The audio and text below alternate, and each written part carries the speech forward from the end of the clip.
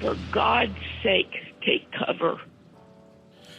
Welcome, everybody. Thanks for downloading and or tuning in to the latest Weather from Oz presentation. I'm meteorologist Austin Onek. My nickname in high school was Oz, so there's the title of the production company for you.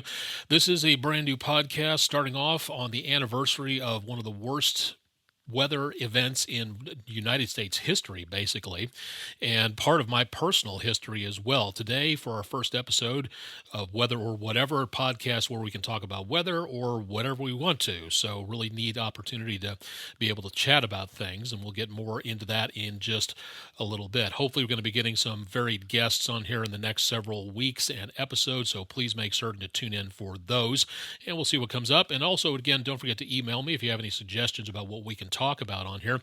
Love to chat, love to talk about weather, love to talk about all sorts of things.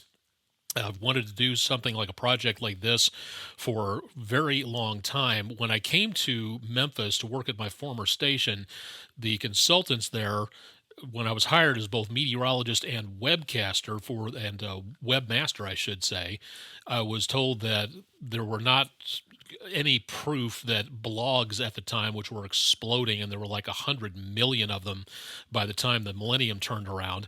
I didn't have the opportunity to do something like this, even though I thought it would be a good idea to start ramping up our blogging capability back then. And so far, we haven't really had a chance to do too much of anything with that. Now that we have that opportunity here at home, I would be glad to share some stuff that I like along with you. And if there's anything else we can explore out there, we'd be glad to get to that too. Today's topic is one that is kind of near and dear to my heart, and a good portion of the reason that I chose to go into meteorology. I'm going to be talking from a phone interview from earlier this last week with my mom, Carolyn Onek, who still lives in Topeka, Kansas, and back in June of 1966, one of the worst tornadoes that ever happened in American history. Matter of fact, the Topeka tornado of June 8th, 1966, was the first tornado to ever cause over $100 million worth of damage. And that was partly why it made headlines, but also at the time, it was an opportunity for the National Weather Service to review weather safety. About being in the southwest corner of a basement would be a great idea. Well, unfortunately, a lot of places in Topeka have walkout glass basements that face the southwest, and they were right in the path of the tornado at the time. And you may be sitting there listening and saying to yourself, okay, well, that's all well and good, but what does this have to do with you? Well, my mom was coming home from visiting her mother. She hailed from Jefferson City, Missouri, about 4 hours to the east in central Missouri. And as she came back into Topeka on the east side, where the Kansas Turnpike branches off to where you can go closer to downtown, she saw the tornado. And if my mom had made the wrong decision to stop underneath the Kansas Capitol building or underneath a bridge nearby on 10th Street, it's a very good possibility that you would not be hearing my voice right now. And that was one of the most incredible things, seeing a storm like that come through. The stories, the damage, the pictures, everything like that did do a pretty good job of helping to inspire me to become a meteorologist later on. I do have to apologize a little bit for the audio quality. I've tried to remix it as much as I possibly can, but unfortunately it's still going to sound like an old-timey fashioned phone conversation as we go along, so I think you can hear things pretty good in there.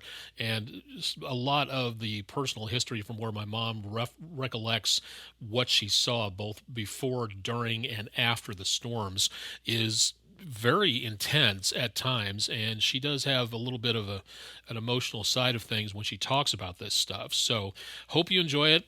This is, again, for the week of June 8th, talking about the Topeka tornado from 1966 with my mom, Carolyn Onek, and a little bit more about my personal weather history in there as well if we get to it as we can. So take a listen. Hope you enjoy it. Any questions, please email me at meteorologistaustinonek@gmail.com. And again, stay tuned for more on my social media web pages as we go throughout the next several days and weeks as we determine what's next here on Weather or Whatever. Hope you enjoy the show.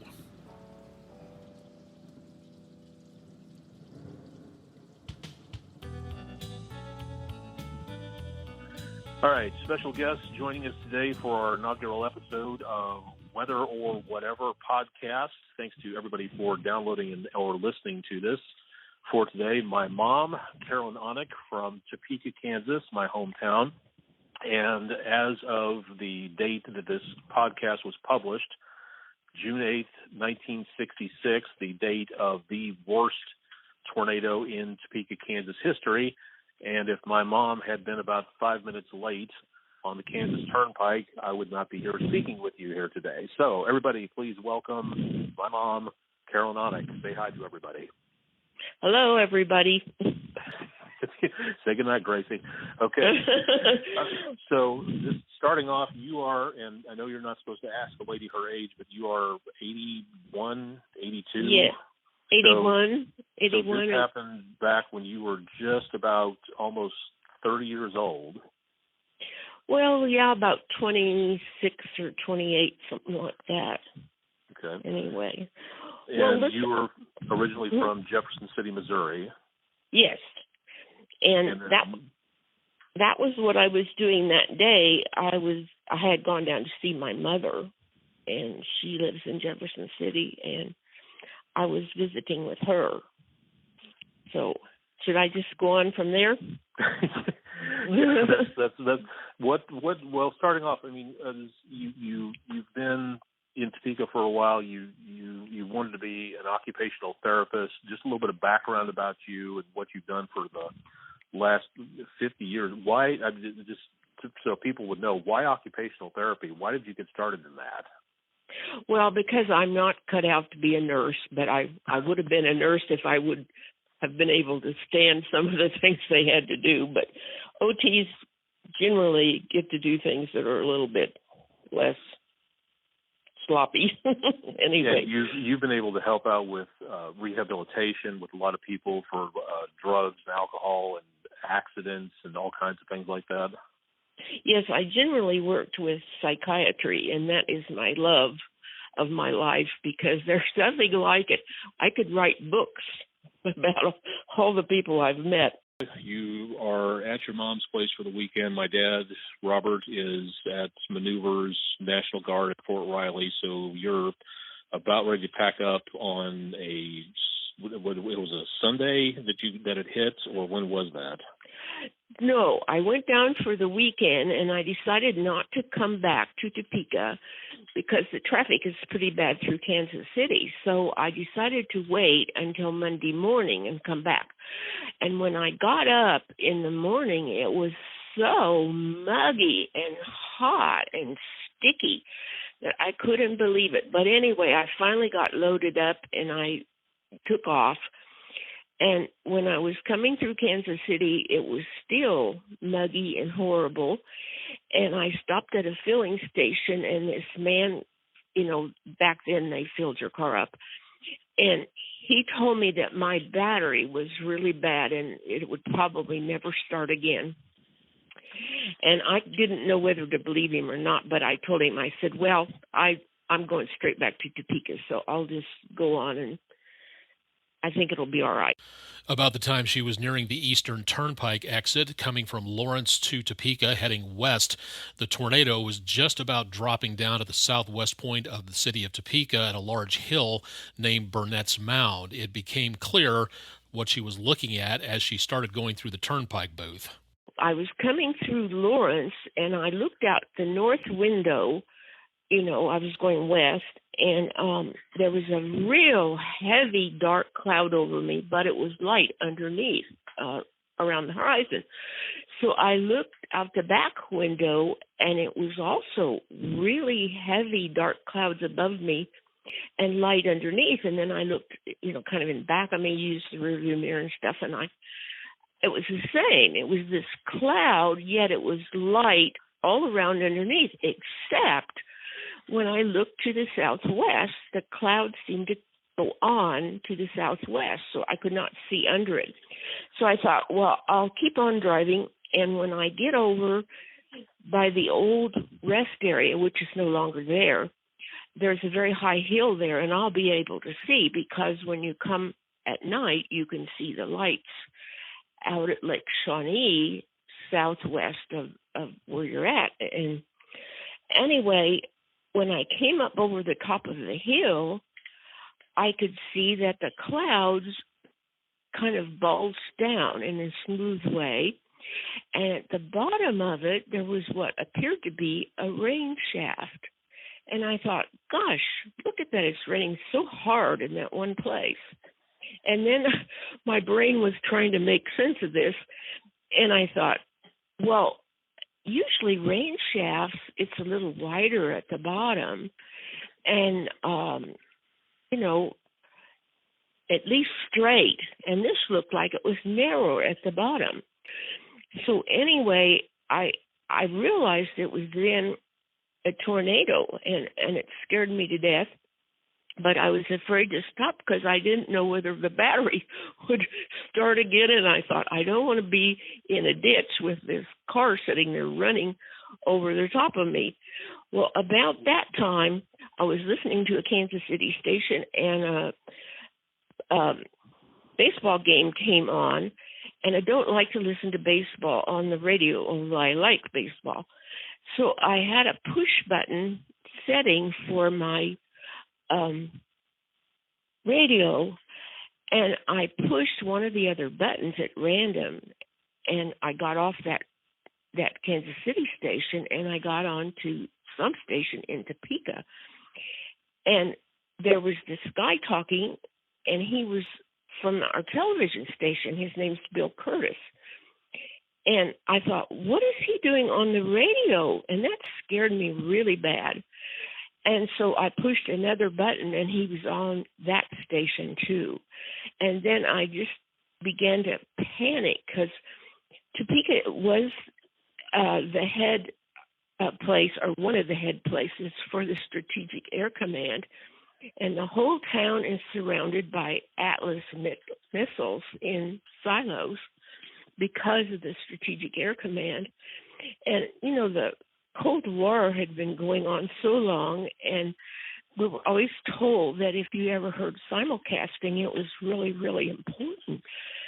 And because back then, when civil defense was on the air, that was the way that they got the word out for the possible attack at that point. And for the listeners who may be familiar and listening to NPR on a show called Wait, Wait, Don't Tell Me, Bill Curtis is their announcer. So if you ever listen to that show, that's the same Bill Curtis that was on WIBW at this time the tornado rolled on through. And, of course, the famous words that he said was, what was it he said? For God's sake, take cover. Topeka, if you've never been there before, is not exactly a huge community. You can drive across it from the East Turnpike entrance to the western side of Topeka, heading toward Manhattan and Denver and out west in a little less than about 10 to 15 minutes. But this tornado took a half an hour to go from Burnett's Mound all the way up past the Capitol building to the airport. So this was crossing the city as my mom was going west trying to get home at that point in time. And she had a lot of decisions to make, including a lot of ones that to avoid as people got up underneath some overpasses in the capital city. She also discovers that a lot of Kansans are apparently a little jaded about the idea of large tornadoes crossing their city. Well, first I got off the turnpike. You don't have to pay to get off. And I talked to the guy in that little booth, and I said, there's a really big tornado down to the southwest. And he said, oh, we see those all the time, but they go back in the clouds. He wasn't a bit worried, and he was in this tiny little booth with glass around it. But anyway, I kept going east. I didn't know what to do. So I usually get off at 10th Street, and the interstate turns as it goes in along the downtown. And so as I came around the curve, I usually get off at 10th Street, and I saw all these people going under the 10th Street Bridge and going on the west side of it and climbing up the concrete, and it made kind of an alcove under the street. And 10th Street, 8th Street, and 6th Street, the highway is going straight north, and so they were getting in what they thought was a safe area underneath there. But there were 3 people or more parked on outside lane and then the fast lane, and then the other way there were people parking there, and that was all parked full. And I thought, well, that isn't going to do me any good if we get hail or anything, because I won't be under the bridge. And there were so many people going up under there, and I thought, well, I'll just keep going. She also discovers that during tornadoes, certain traffic laws probably need to be bent a bit. So I got off, in the next street there was a green light, and then by that time it was raining really, really hard, and I had to pass on 10th Street along Kansas Avenue, which is the main drag, and both of those streets are 5-lane streets. I was parking there waiting for the light to change when I realized, what are you doing? It's raining like crazy, and there's nobody coming. So I went through the red light, and then the next street goes up on the east side of the Capitol building, and the underneath of the steps on the north and south have a tunnel under them where the cars can go and turn around. So I thought maybe I should go park under there, but I decided not to. So I kept going on 10th Street, and I lived about 5 blocks west of the Capitol building. So I decided I'd go to my house. So I parked in front of the duplex we lived in, and I jumped out of the car and realized the entire street was flooded. The rain was coming down so fast that, I got sloppy wet. I got in the house, I grabbed a little portable TV, and I went down the stairs. And this duplex was made in a funny way. It had a little landing off the kitchen and had broom closets and stuff out there, but there was only one steps going down to the basement. And my neighbor lady and her boyfriend were down there, and they had put a blanket on our side of the basement, which would have been the southwest corner, which is the safest spot. So they were down there, and we plugged in the TV, and they unplugged the radio, but we didn't get very good video, but we got the audio. And so the guy says, I can hear it coming. And he said, lay down. So I laid down in the southwest corner, and then she lay down next to me, and then he laid down next to her. And we could hear all this popping and snapping, but it wasn't real loud. So we knew that it wasn't real close. It was about 6 blocks away. And pretty soon this guy said, I think it's past us now. It's getting, you can't hear it as well. So we all got up, and they took their blanket and their radio, and I took my TV, and I never did meet that man. I don't know what his name is to this day. We're just a little bit too scared to do any introductions. Yeah, anyway, more important things to be paying attention to there, I guess. So anyway, I went upstairs, and I couldn't hear the tornado anymore, but it turned out that it had come diagonally about 6 blocks south of me, had gone up and hit the Capitol building and tore part of the dome off. And the corner that I was parked at there, and I thought about parking there at the bus station, that was 8 foot deep with the old state printing plant. So I would have been dead if I would have stayed there. I maybe would have been safer in the Capitol. Coming up next on Weather or Whatever. He'll just have to say, this is Bill Curtis, and by the time he says this, or anything he says, I know who it is. The tornado is gone, leaving behind a city that is cut in two as night begins to fall. The sight of damage is nearly indescribable. The sounds of that night will be just as horrific in people's memories. That's next on Weather or Whatever. What was happening is there were so many people injured that they didn't have enough ambulances, and people were hauling people to the hospital by honking their horns. And to this day, I can't stand to hear the car honking like that. It's very upsetting to me. The word amateur, it can mean a lack of skill, but today's amateur radio operators provide skilled emergency communications when the chips are down simply because they want to be of service to the community. Dependable, reliable, free of charge. Amateur radio emergency services operators are amateurs in the best sense of the word. Join us. I'm sorry, my voice kind of got funny a couple of times, but you never quite get over that. Over time, one of the things you deal with as a professional meteorologist, especially one in the broadcast community, is the idea of what happens afterwards. The post-storm is just as important as what goes on before the storm. People trying to get ready for the storm, that's one thing. But if you've taken a direct hit from a storm or know somebody who has gone through something like this, it stays with you pretty much throughout the entire rest of your life.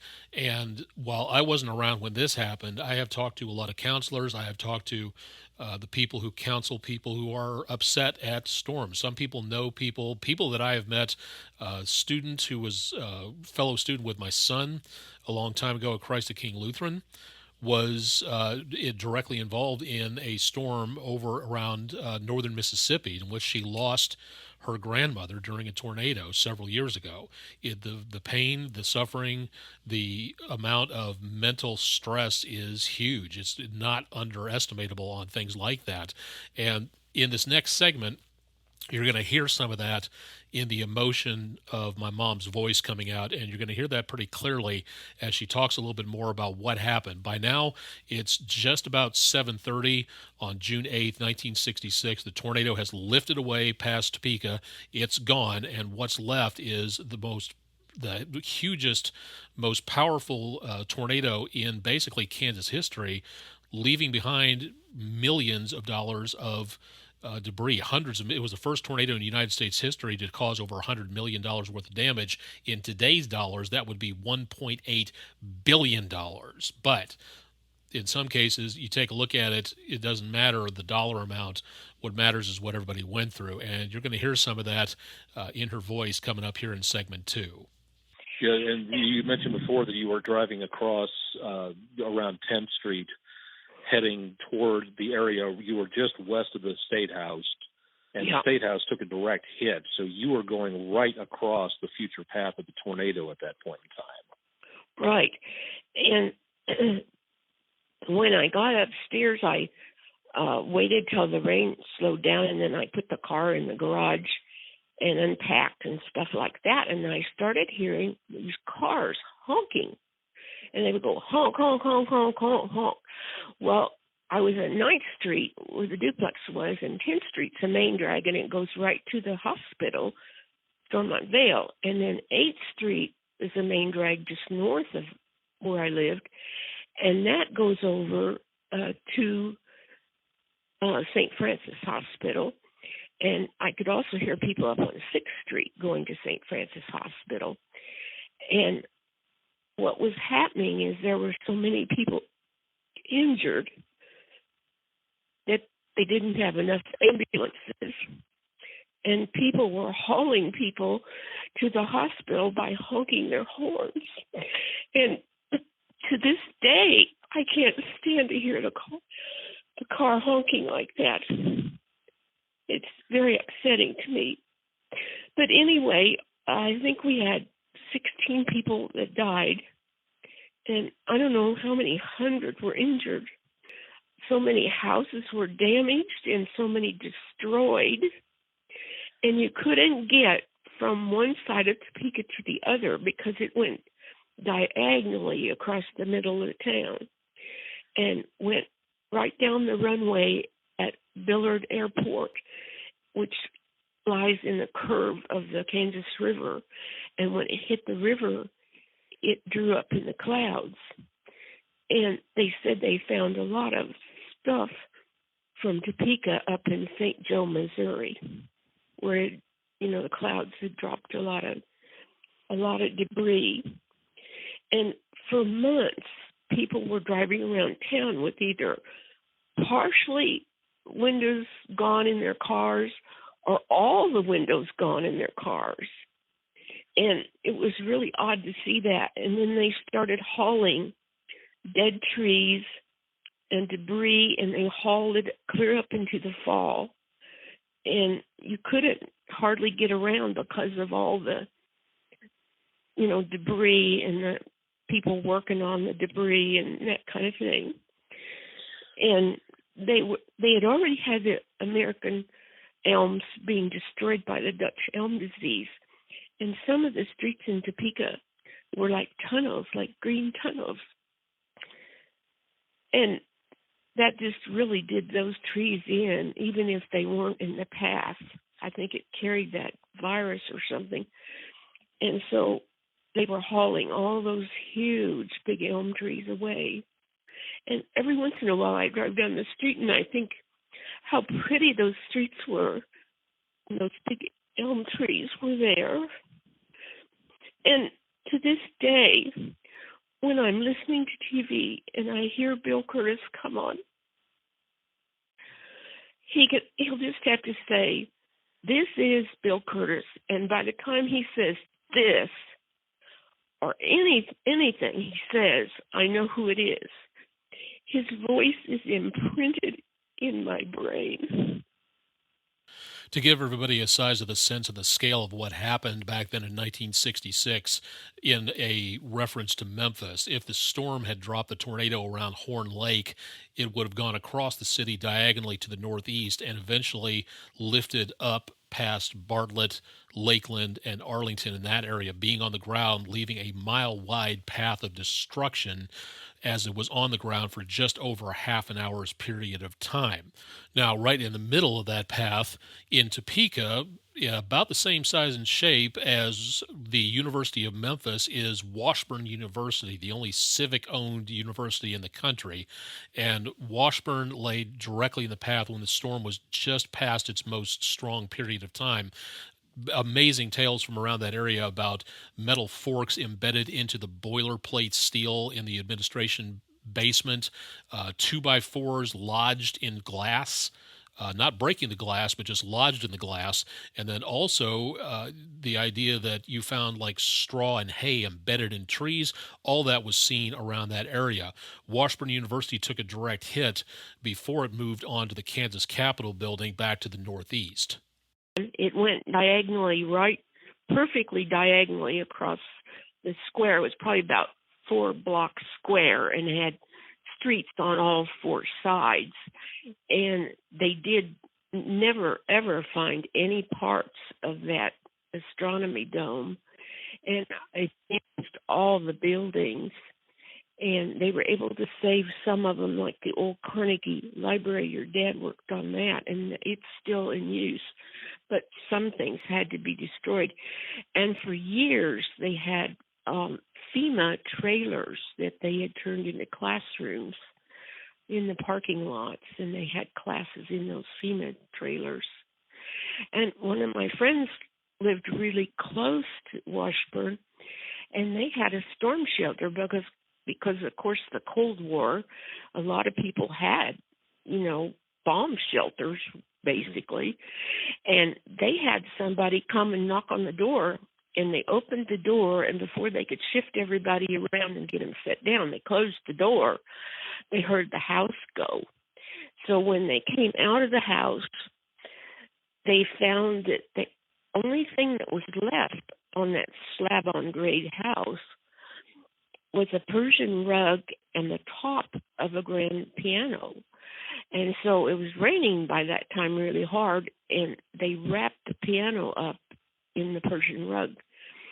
And they went someplace to get a trailer to haul it off, and when they got back, the rug and the piano were gone when they came with the trailer. So they had somebody had taken that. Somebody had taken. Yeah, somebody came in there that quick and took the top of the grand piano and Persian rug, and they weren't gone that long.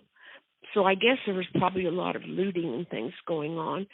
And people that had gone out to eat dinner, some of our friends, they lived just south of Washburn, and they were not able to get back home for a long time because they couldn't get through any of the streets. And finally they found a way through to get to the house, and the babysitter was there with their little child, and they were okay. But it was a very frightening time for them. One thing that happens during severe weather events, and especially in the aftermath, is it gets whatever the event was, it gets compared to the event that just happened. Well, it was just as bad as this storm that happened when I was a kid. Well, when your grandparents did this, were this age, this happened. I noticed a lot of that type of stuff happening before.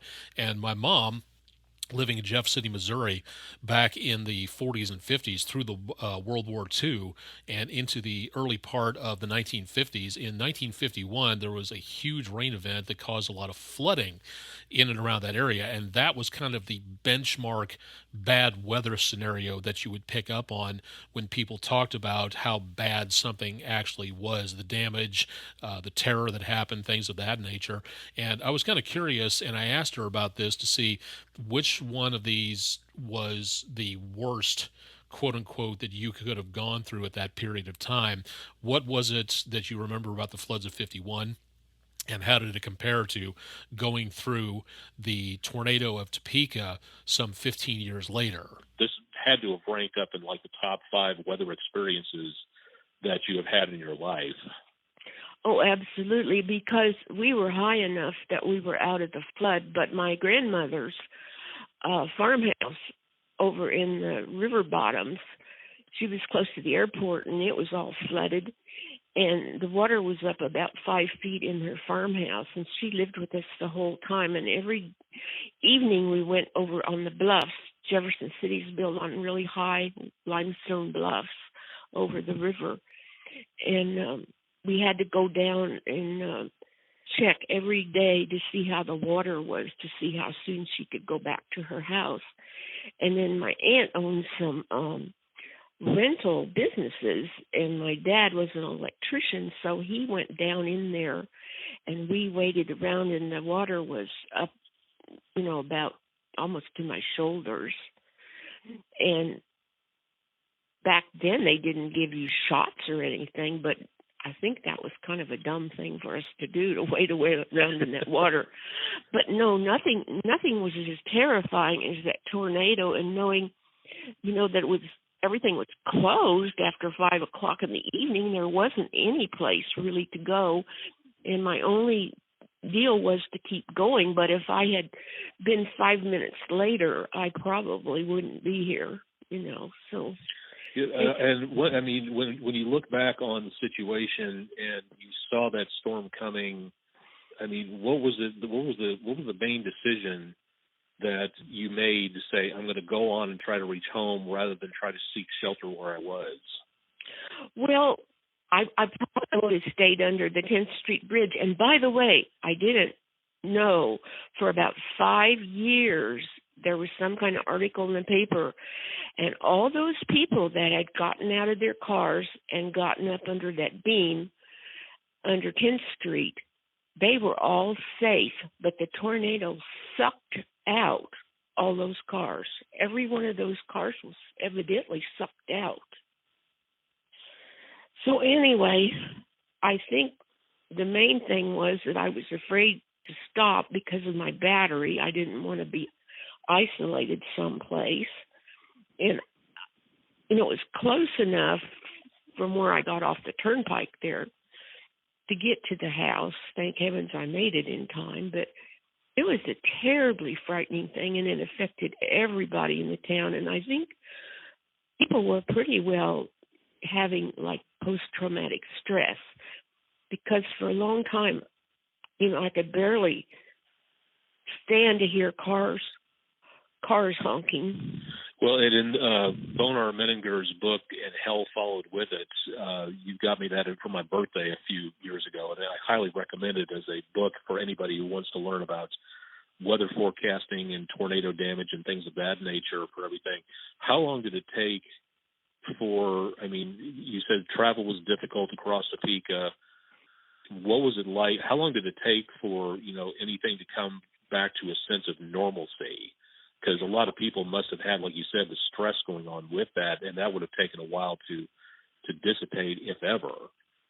Yes, it was a very stressful time, and like I say, first you couldn't get across town, and then it was hard to go anyplace because of all the construction and the hauling and the burning, going on of the trees. And it was very, very disruptive. And I can't think that we were back to normal till probably after Christmas or in the spring. It took 6 months to get things. And then, like I was saying, they used those FEMA trailers for probably a couple years till they could fix up all the buildings out at Washburn University.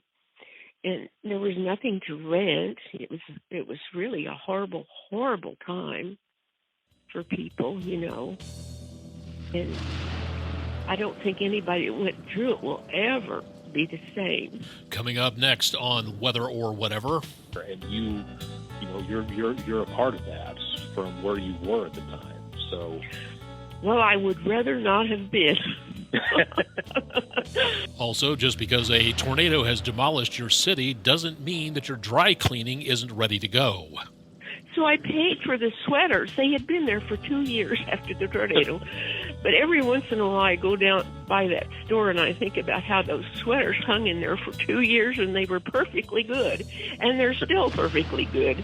Pondering past storms that create future career choices. Maybe that's why you're a meteorologist, because you've heard so much about the tornado. That's all coming up next as we wrap up our first edition of Weather or Whatever. Stay tuned for more. There are everyday actions to help prevent the spread of respiratory diseases. Wash your hands. Avoid close contact with people who are sick. Avoid touching your eyes, nose, and mouth. Stay home when you are sick. Cover your cough or sneeze. Clean and disinfect frequently touched objects with household cleaning spray. For more information, visit cdc.gov/COVID-19. Furnished by the National Association of Broadcasters and this podcast. You were interested in weather. You used to go out and get the paper when you were 4 years old, read the weather forecast, and then say, should I wear my jacket or my sweater? It's so funny. Honestly, I think that she's not entirely too far off from that, because that storm that had an effect on everybody else in that town did have an effect on me, learning about that and then learning about the National Weather Service and their efforts to make certain that there was more lead time for people out in the community to know what was coming their way, being prepared for storms, knowing what happened beforehand, keeping up on the forecast. I was always interested in stuff like that. So had the newspaper, clipped out the articles. Not too sure my dad enjoyed having the newspaper torn apart before he had a chance to read it, but I had a chance to study a little bit more about weather from there. And this is just a lesson for a lot of parents out there for their kids. The smallest things that they introduce their kids to might turn out to be something that is a career choice later on. At least that's always the way it's felt for me anyway, to be interested in something as amazing as weather and the atmosphere of our planet. Looking back toward that time frame, you see in the next segment my mom talking about the repairs that were made to the Kansas Capitol building, but also some unexpected things too, to where you saw the tornado come through and a dry cleaning shop where my mom had taken several sweaters to was very close to being hit, but she forgot all about the sweaters, and then 2 years afterwards, she went back and there they were. I'll let her tell you about that. And then looking toward the future and a few reminiscences from my mom about how her weather nerd to be turned out, partly because of a lot of the stuff that happened to her back then, and learning about those stories and learning about how weather worked. So incredible stories, not all of them tragic, but a lot of great things to pay attention to. And again, really neat to be able to interview my mom on this subject, looking back as we go through the anniversary of this storm. A lot of places have these type of storms come through. It's the benchmark of what people talk about. And June 8th, 1966, if you know anybody from around Topeka, Kansas, you know that that is the storm that everything else is measured against. Very incredible storm, over a mile wide. First storm in United States history to cause $100 million worth of damage. Unfortunately, 17 people were killed as that storm was on the path heading from Burnett's Mound across the city toward the Capitol building and beyond. And I'm fortunate that my parents were not included in that, but could have been very easily the opposite direction on there. And that's partly why I am a meteorologist, to be able to help people understand why these storms are so dangerous and the effects that they can cause.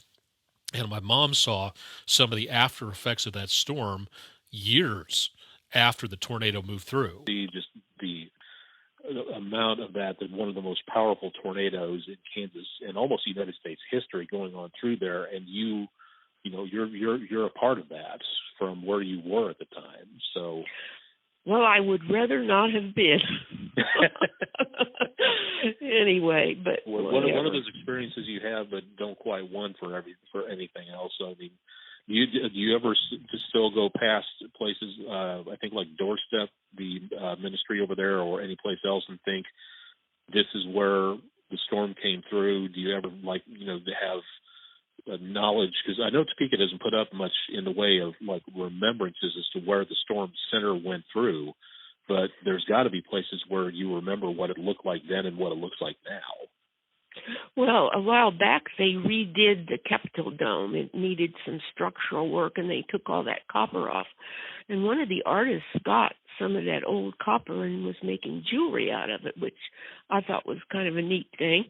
And when they put the new dome on, it shone in the light, like the patching that they did on it after the tornado. So it's hard not to remember all that stuff, when you see that. And there was a building right down on the corner of 10th and Kansas Avenue where I was sitting there waiting for the light to change. And it was about 10 stories tall, not a real large building, but 10 stories tall. And somebody had put in Venetian blinds, and they were just the standard ones. So they were too long for the windows, about 2 or 3 feet too long. And when the tornado had passed, it blew all the windows out of that building and sucked out all those Venetian blinds. So for about a year, those blinds were flapping out in the wind and just hanging there. And once in a while I go by that building and I think about those Venetian blinds flapping in the wind. And also right across the street from there, I had knitted your dad 2 really nice sweaters that I worked very hard on, and they were really nice looking. And everybody told me, don't ever take sweaters any place but Sullivan's Cleaners, and it was right across the street there on that corner. So for years I didn't go back down there because there was those sweaters, and they were gone in the tornado. So one day, for some reason, I went in there and I said, I had 2 sweaters that I had hand knitted, and I brought down here, and they went through the tornado. And she said, oh, well, it took off the top of the building, but the stuff on the line or whatever they call it there, it was all okay, just in plastic bags. So she went back, she turned it on, and here came the 2 sweaters. So I paid for the sweaters. They had been there for 2 years after the tornado. But every once in a while I go down by that store and I think about how those sweaters hung in there for 2 years and they were perfectly good. And they're still perfectly good. And anyway, but it's hard not to remember all that, but it's just part of our life here in the United States, I guess. So, yeah. Okay. Well, thanking my mom, Carolyn Onek. Anything else you want to throw in here at the end portion of it for everybody to hear? Or, it's quite an experience to go through. Oh yeah, it was. Maybe that's why you're a meteorologist, because you've heard so much about the tornado. Did you ever think about when you had kids that one would become, like a meteorologist, weather aficionado or anything like that? No. And, your dad being an architect, I always thought you'd do something like that. You were interested in weather. You used to go out and get the paper when you were 4 years old, read the weather forecast, and then say, should I wear my jacket or my sweater? It was so funny. It was so funny because, you were really into weather. And I still have a little weather notebook that you made when you were Really? Yeah, I forgot about that. Yeah, a little bitty notebook. We cut out the weather forecasts and put them in that little notebook. But that's probably why you became interested in the weather. Anyway, well, honey, thanks for interviewing me, and good luck with your podcast. Appreciate it. We'll see what happens with that. So thank you, my mom, Carolyn Onek, for all of her reminiscences about the 1966 Topeka tornado on this anniversary. And thank you very much for joining us, and maybe we'll chat again about other things later on. And thank you very much for doing this. I appreciate you taking into consideration for it. Well, gosh, honey, I think that's kind of fun. We'll wrap things up here on Weather or Whatever. Coming up next, stay tuned. When tornadoes raked the South, it was ham radio that was on the air, saving lives. As communities lay in ruins, it was the hams who let their families know their loved ones were safe. When the power in cell phones went out, the hams were there, helping rescuers get the message through. Wherever catastrophes strike, amateur radio is ready. Amateur radio works when other communications don't. Contact the ARRL, the National Association for Amateur Radio, on the web at emergencyradio.org. That's emergencyradio.org.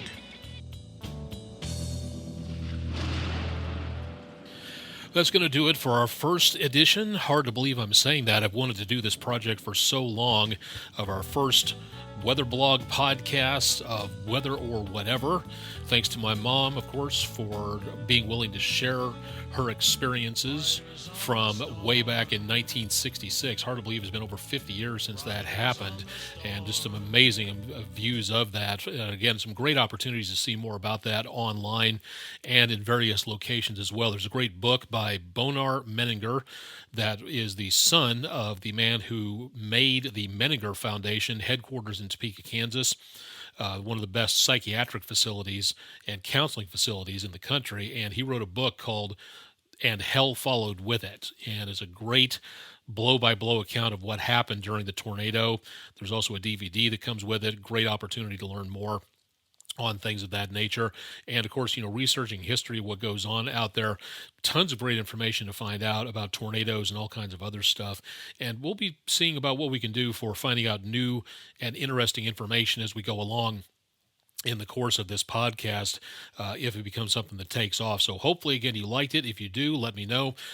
Make certain you share this with your friends and family out there.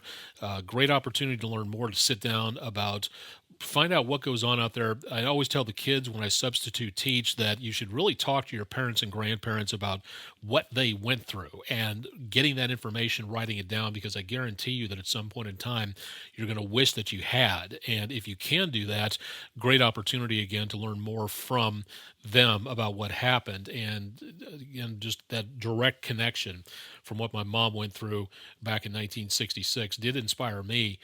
Terrifying to see what went on, and to think that several people lost their lives. And that's why I do what I do, to help people find out about weather safety and learning more about how and why things happen. So something to think about there. Now, if there's something that you would like to hear on here, a new and interesting interview with somebody out there involving weather or not, anything like that, I'm going to be trying to get a couple of new interviews together from people that I've worked with in TV, what it's been like for them, if they're out of TV, what it's like to retire, and what it's like to be in a different branch of broadcasting or advertising or anything else of that nature. If you've got suggestions, let me know on my social media networks. I'm out there all over the place. But then also send me an email at Meteorologist Austin Onek. That's one word, Meteorologist Austin Onek at gmail.com. And would love to hear more from you about what you might think about what's available out there and what you might like to hear about. I love interviewing people. I also love talking, as those of you who have listened to me for a long period of time know, and I've always wanted to do something like this podcast in order to kind of have the flexibility to do more interviews like this. So great opportunity, I think, for us to be able to get more out there about things. If there's something you're curious about out in the community, let me know, and then maybe we can put that on our podcast at some time in the future. Again, thanks to everybody for participating in this, my mom for being on the program, my family, my wife, my daughter, my son, everybody else out there for encouraging me to do this, and for the support out there over the last few months. I really do appreciate that. And as soon as we figure out what the next episode of Weather or Whatever is going to be, as soon as we know, we'll let you know. I'm meteorologist Austin Onek. This has been a Weather from Oz presentation. Is that okay with you, Mr. Wizard? Pay no attention